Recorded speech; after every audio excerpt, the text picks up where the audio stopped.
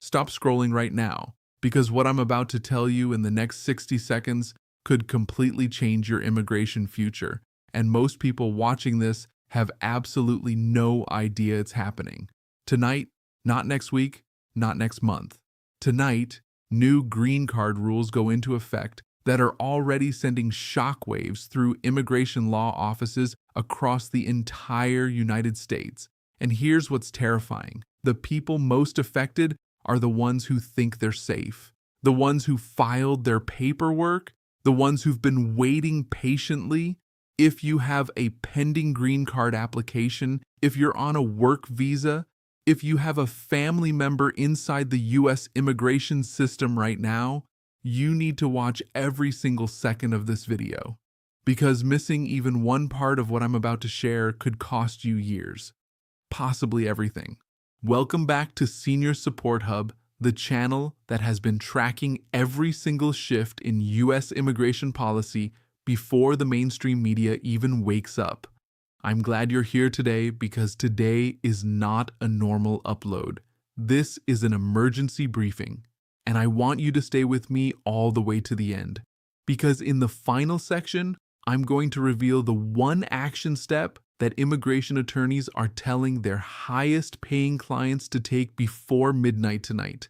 That information alone is worth more than most paid consultations. So do not leave this video early. Let's start with what's actually changing, because I know you've probably seen clickbait headlines before and you're tired of being misled. This is not that. These are documented, confirmed policy shifts that are taking effect as of today.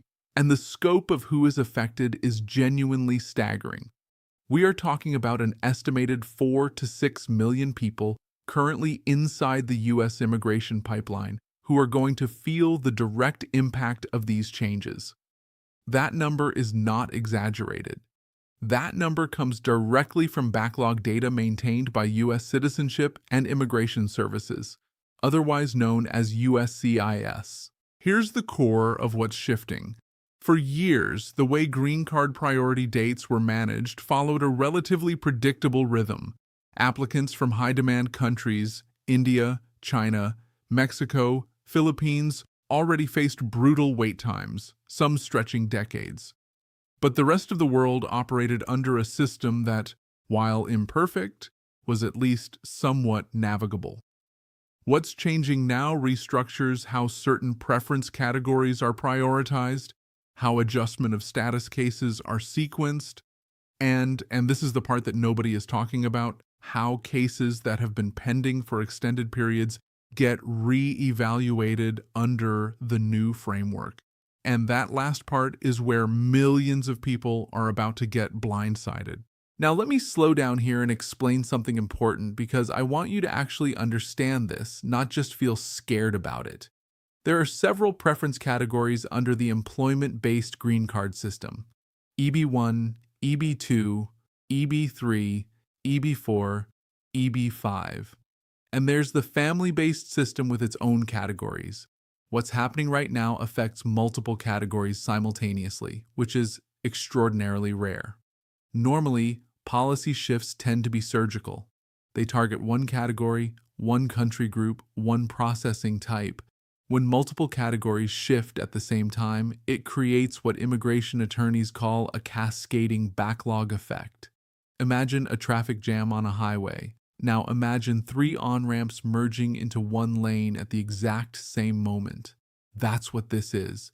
And if your case is anywhere near that merge point, things are about to slow down dramatically or accelerate, depending entirely on which side of the new rules you fall on. Let me tell you about someone I'll call Ravi. He's a software engineer from India, been in the United States on an H-1B visa for 11 years. His employer filed his EB2 petition back in 2019. He's watched his priority date move forward, then retrogress, then crawl forward again. He's renewed his H-1B 3 times. He has a US-born daughter who is now 7 years old. He's bought furniture. He's built a life.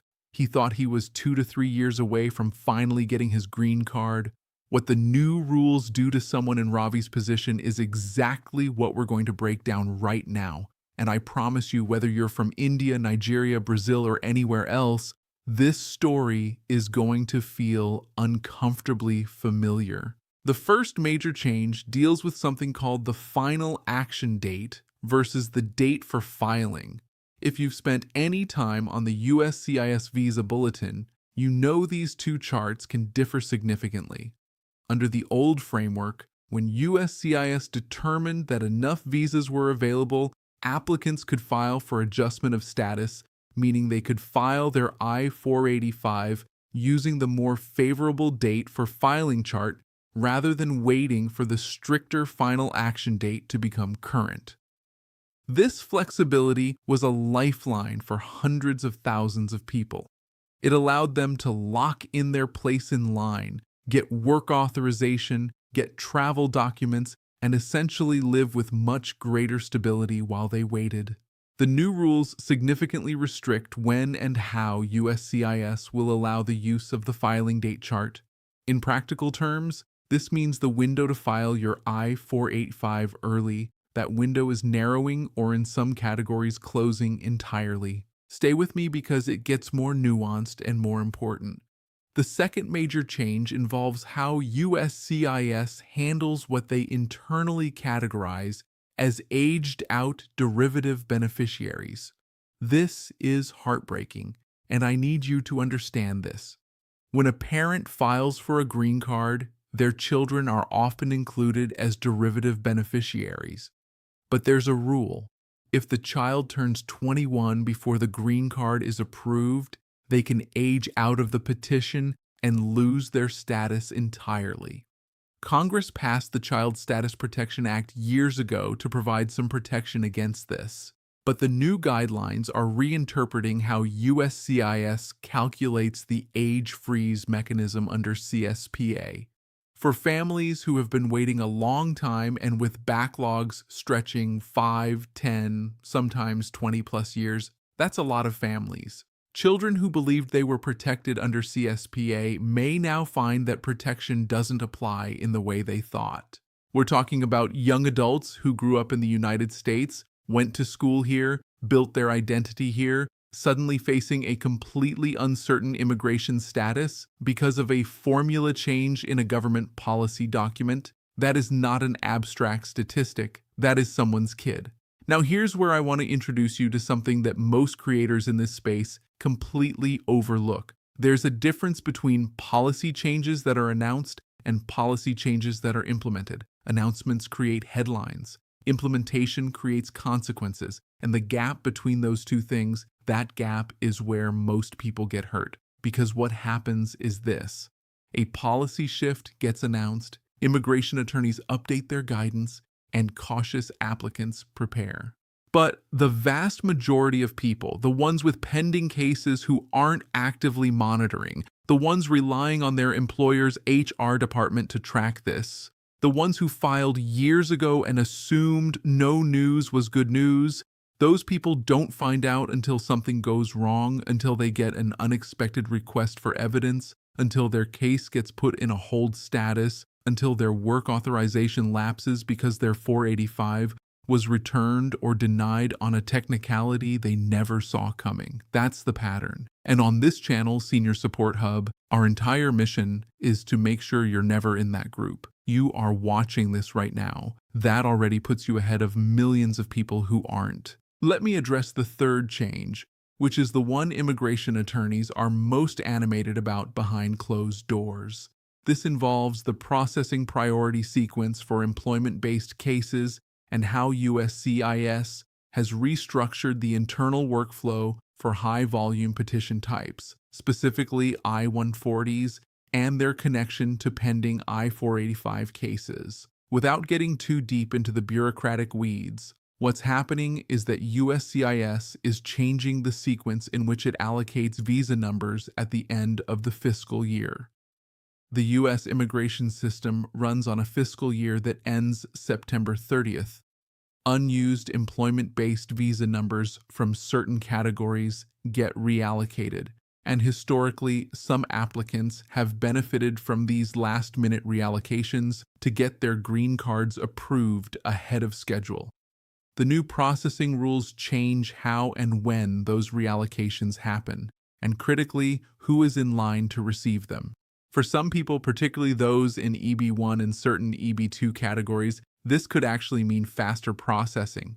But for a much larger group of people in the EB2 and EB3 backlog who were banking on reallocation as their path to approval this fiscal year, that pathway has just become significantly less reliable. And here's the open loop I want you to hold in your mind right now, because I'll close it before this video ends. There is a specific action that can shield you from the worst consequences of these reallocation changes. It doesn't involve filing new petitions. It doesn't require a lawyer necessarily. It's a documentation step that most applicants skip because nobody tells them it matters. I'll get to it. Don't go anywhere. Let's talk about the family-based side, because I don't want anyone to think this is purely an employment-based issue.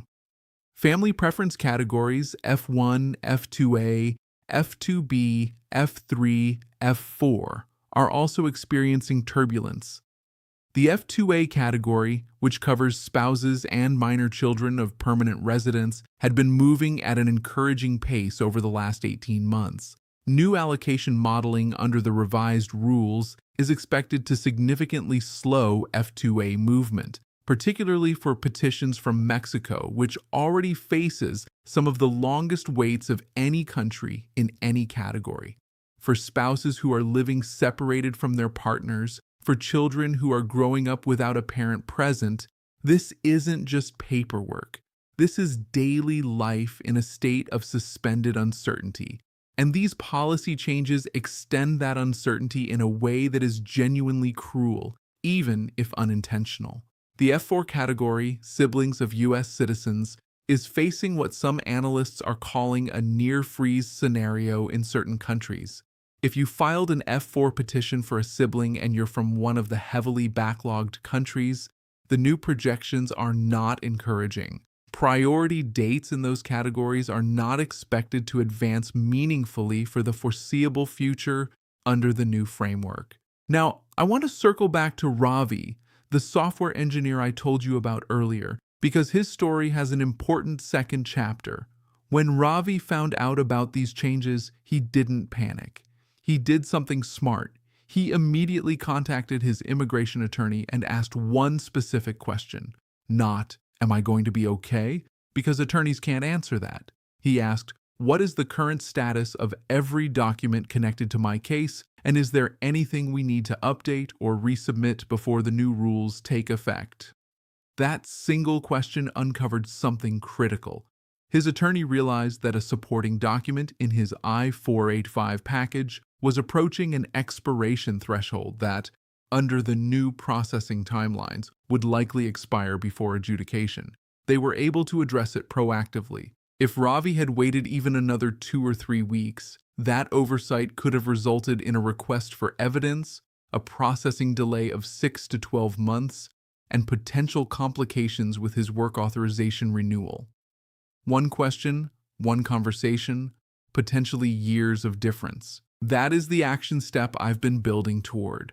Right now, not tomorrow, not next week, you need to do an audit of your case. Pull out every document connected to your immigration file. Check expiration dates on medical exams, on police clearances, on civil documents, on translations. Check the validity period on your advance parole if you have one. Check when your employment authorization document expires and when you need to file for renewal based on the new processing time estimates, which have shifted under the updated framework. Check whether your priority date is on the final action date chart or the filing date chart, and understand which chart USCIS is currently using for your category. If you're using an attorney, call them, email them today. If you're self-petitioning or using a non-attorney representative, cross-reference the current visa bulletin with your priority date and confirm your understanding of where you stand under the new rules. The people who get hurt by policy changes are almost never the people who were completely unprepared. They're the people who were mostly prepared. The The ones who did the hard work of filing, of waiting, of maintaining status, and then got blindsided by one small thing they didn't know to check. Don't be that person. You've already invested too much. I also want to address something that's been coming up a lot in the comments on this channel, the question of what to do if you're currently undocumented or out of status, and you have a family member who is a U.S. citizen or permanent resident who wants to petition for you. The changes to how USCIS processes unlawful presence waivers and how those cases interact with consular processing timelines are significant, and I'm going to do a dedicated, in-depth video specifically on that topic this week. If that applies to you or someone you know, make sure you're subscribed to Senior Support Hub and have that notification bell turned on, because that video is going to be essential viewing. I also want to acknowledge something that I think gets lost in all the policy analysis: the emotional weight of this. Immigration is not a bureaucratic hobby. It is people's lives. It is families. It is years of sacrifice and hope and planning. Every priority date movement, every policy memo, every processing time update represents real human beings in a state of profound uncertainty, trying to build futures in a country that hasn't made the process easy. If you are going through this, if you are waiting, if you are worried, if you are exhausted by the unpredictability of all of it, I see you. And I want this channel to be a place where you get real, honest, actionable information. Not hype, not fear for fear's sake, but genuine insight that actually helps you navigate what is genuinely one of the most complex systems in the world. Before I close out, let me give you the 3 things you need to do today, and I mean today. First, pull your priority date and check it against the most current visa bulletin.